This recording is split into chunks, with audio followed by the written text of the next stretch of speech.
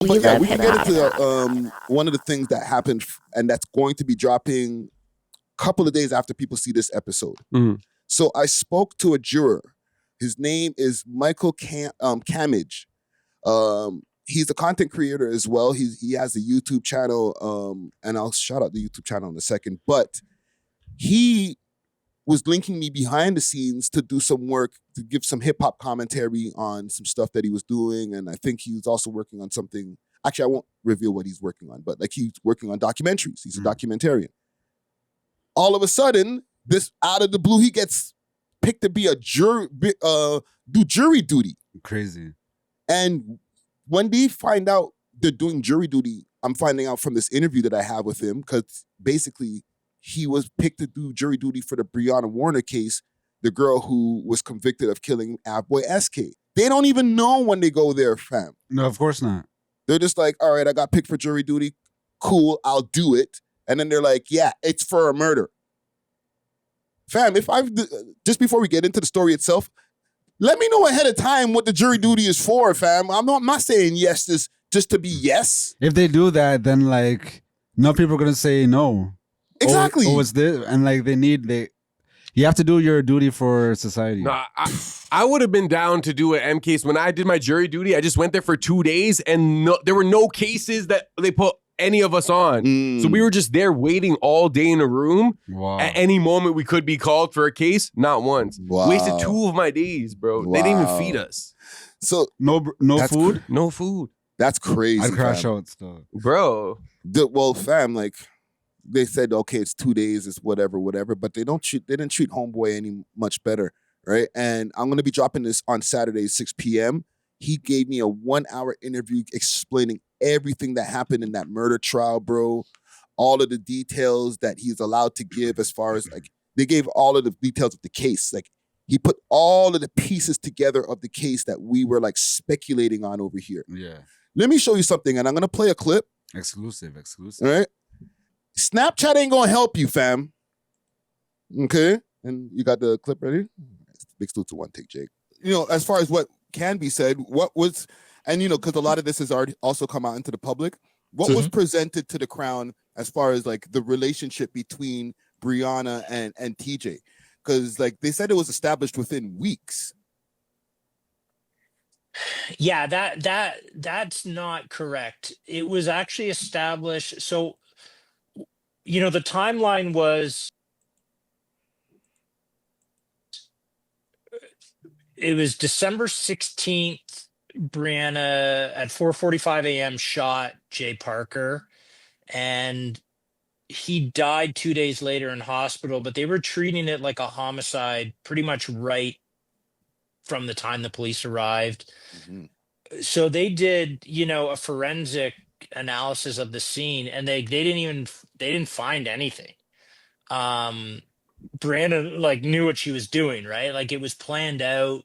Even on the security footage, like you don't see her very clearly. And so I think that the police knew that this wasn't just a run of the mill, like, oh, we got some fingerprints, we got a bullet. It wasn't that. So they did you know, a subpoena on, like, with Bell on Jay Parker's phone records.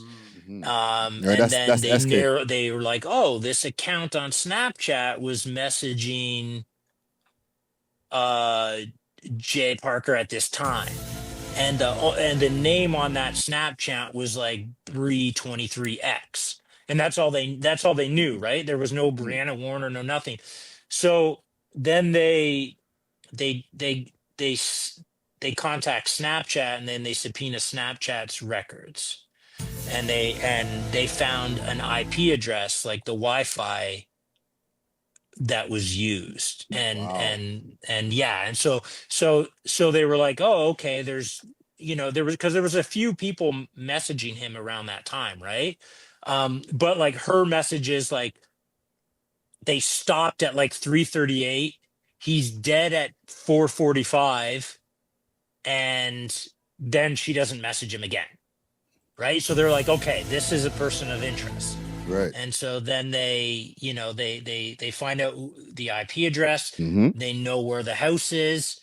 They find out, you know, I don't know if they did surveillance or whatever, but they must have, right? Like I'm And assuming here, like they hit the ground running, man. They took it really serious. That happened right away, I think. Like I would say wow. within 10 days they had all that information. And Snapchat's a US Wait for company, right? Like they, you know, they've got to get a warrant to do that, and Snapchat has to cooperate, because they could say, like, Apple doesn't cooperate in those kind of things, right? Mm-hmm. Like, We love you know, hip-hop. so but Snapchat did, and then of course Bell did as well, and then so then I guess I'm assuming here they start watching Brianna, and they're like, okay, this is a person of interest, and then from my understanding, Brianna sold stuff online. Like, I guess she like had an online shop or something, and that's how it happened, right? Like somebody messages her, hey, and they start chatting, and then they become friendly, and then they exchange social media accounts, and then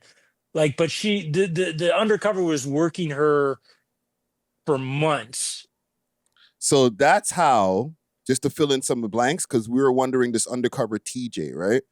And you know, he reveals in the interview that they actually get to see the undercover. The public doesn't, right? They put up this big banner around the stand so that the people in the public in the stand, in the seats and stuff like that, and the media, they can't see the undercover. But the people who are sitting behind there, the jury, Brianna herself, she sees the undercover. The thing I want to bring up is the Snapchat shit. This is why I played this specific clip. This is why I posted this clip first, because I know bare mans them who are on Snapchat thinking everything's sweet. Oh, I don't be on the gram posting shit, and if I try, I might just do vanish mode. But I use Snapchat because that's where I can, you know, get my shit off, sell some things, you know what I mean? Show some, you know, sell some pussy, whatever they're selling. Like, fam, Snapchat ain't gonna hold you down when the feds come, bro. I don't think anyone thinks Snapchat is incognito though. I hope I hope no one thinks that. That was like the initial appeal, was that it was like the messages vanish. But I feel like at this point, everyone, like after all those, you know, when they would have all those tech CEOs talk to the civil court or whatever. Yeah. Apple was the only one that's sounding on business each time, you know. So I feel like we all know that Apple is the only one that will kind of push back when like police is trying to subpoena records. But all these other companies, like, they try to be on the moral side of things, where it's like, oh, this involves a M. Yes, we want to cooperate with the police. So then Apple's like on some next shit, bro, because people have tried to subpoena Apple for M's before, and they're like, nah. Because they believe a privacy over everything. I guess, but like for an M?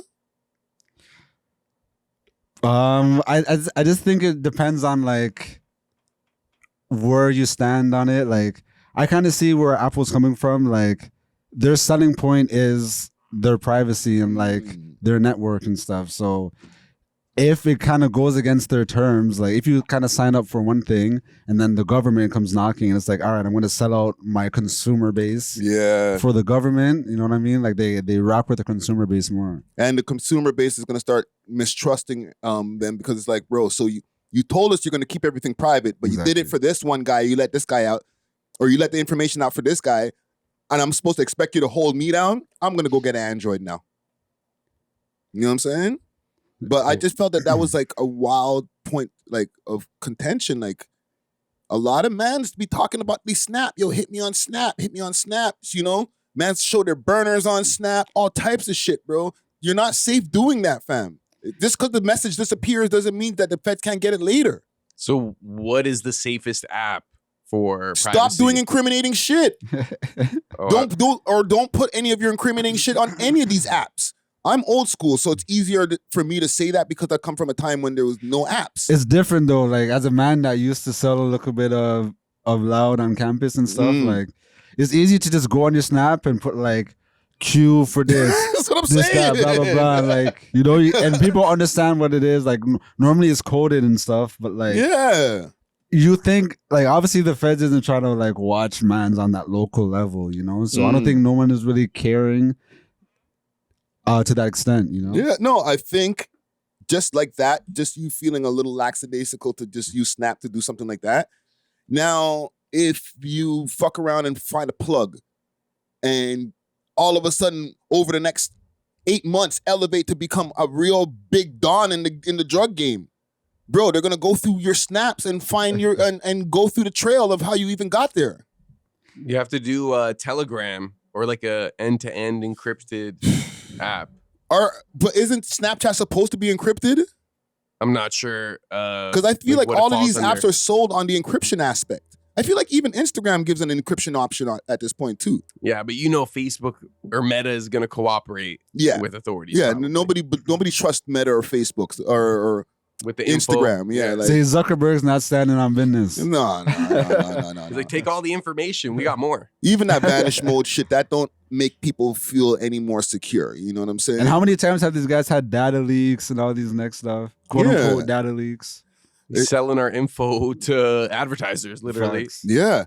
But, this is how the undercover linked up with her. And people that watch the interview, it'll be more detailed. She has her Snapchat going on. She has an online shop on the Snapchat. She's selling whatever, little tits and tats or whatever. I don't know, probably hair shit and stuff like that. So the undercover, because the police basically, the only thing that they can find from SK's records is these Snapchat conversations between him and Shorty. They had nothing else. There's no physical evidence.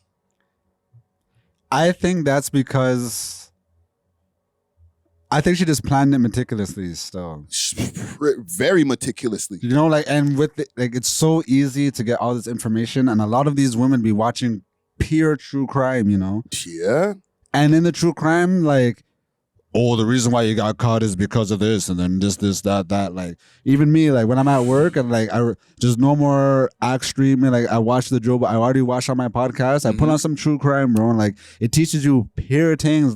If you wanted to do something, then you have more knowledge than the average bear, Yeah, I watch a lot of, and I'll drop the name again. Rotten Mangoes with the Stephanie Sue chick.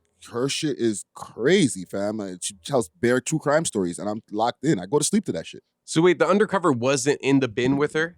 No. Okay, because wasn't that the story? No. The undercover is who caught the confession from her. Mm-hmm. Right? She picked her up in her car one day, the undercover's car, and the car was already wired for recording. Mm. So she picked up Brianna and her mom, and while she was driving Brianna home, her and her mom got into an argument, and that's when she blurted out the whole thing about, yo, you remember that guy who died a few months ago? I'm the one who killed him. I'm fucking crazy or whatever. I got mental issues. That whole thing that came out in the news. Mm-hmm. This is while the undercover was driving them home. So the car is recording this thing, bro. And then when she hit up Shorty later on, she was like, yo, what was that thing that you were talking about in the car that day? And then she started giving her more information and showed her the raps and all that. But we were wondering, how did this undercover get to meet this chick and so quickly? It's because they subpoenaed the Snapchats, found out, okay, this is what this girl does, and then put the undercover in through Snapchat. You feel me? Mm-hmm. Wow. Start having a relationship through Snapchat. Let me buy a couple of things. And then they go from Snapchat to other social media platforms. They became besties. And then they finally linked in person. And then that's when she started recording her. Wow. Bro, I'm not down with the boy them, but that's some smart shit, bro. That's a brilliant plan, fam. Nah, the lead detective on that one, he deserves a raise. No. Yeah, bro. He deserves what donuts. That's what they be eating. He needs an extra donuts. No, not even a Timmy. They need to go to Krispy Kreme for him that day, man. Get them the special donuts. You know what I mean? Pause. But bro, fam, I'm boggled by the way that these guys were able to piece that together, fam. No physical evidence. So without that Snapchat trail, she would have got away. If she would have just sent one more message yo, why how come not getting back to me? That would have saved. She would have been clear. Yeah. One last detail I'll say, and this is one wasn't in the interview actually, but I think I'm allowed to say this. Hopefully, I think I am. The gun part. Remember, we were wondering how does Shorty have a gun, and then we found out through a news story that it was her boyfriend's gun. Apparently, her and the ex-boyfriend or sorry, the ex-boyfriend's gun. Her and the ex-boyfriend allegedly might have had like a Bonnie and Clyde kind of like we do things together type shit. And that's how she got the gun. And homie's locked up right now. You know what I'm saying? So he was locked up and she still had the burner from the last time they might have slid on somebody. So it might have not been her first sliding, bro. Damn. Yeah. You guys don't have to worry. She's in jail, fam. She's not coming back.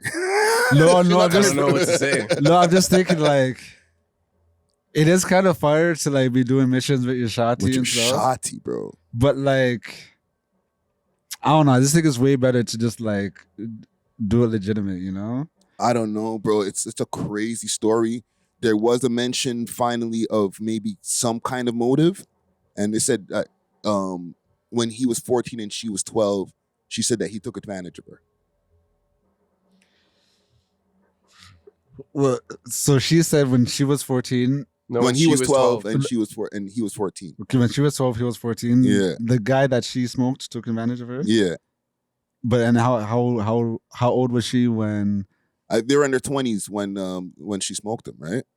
Yeah, I don't think that counts. That's not. I don't know. I don't want to victim blame or anything like that because that's a sensitive topic. But at the same time, like it doesn't justify obviously what she did. But I don't know completely. I kind of agree with you there, Natural. I'm not completely sure on that either. Because like you continue the relationship with him. And I know, again, sensitive topic. Sometimes people do continue relationships with people who've abused them. You know what I'm saying? But like, bro, like it's a twisted tale, fam. Yeah, I think she was just trying to find her like a Hail Mary. Yeah. You know what I mean? Bro, and I feel like I don't want to give up too much, but like even the music aspect, like she showed the undercover music videos of the man them.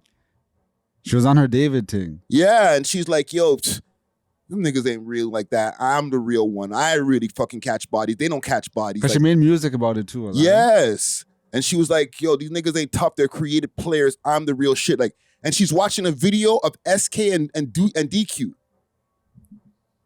And this is post. And they played it in the court. Holy. Yes. Nah, she's what kind of demon girl this? Some of these women, bro. I know I'd be advocating for the shotties, but choose the right ones, bro.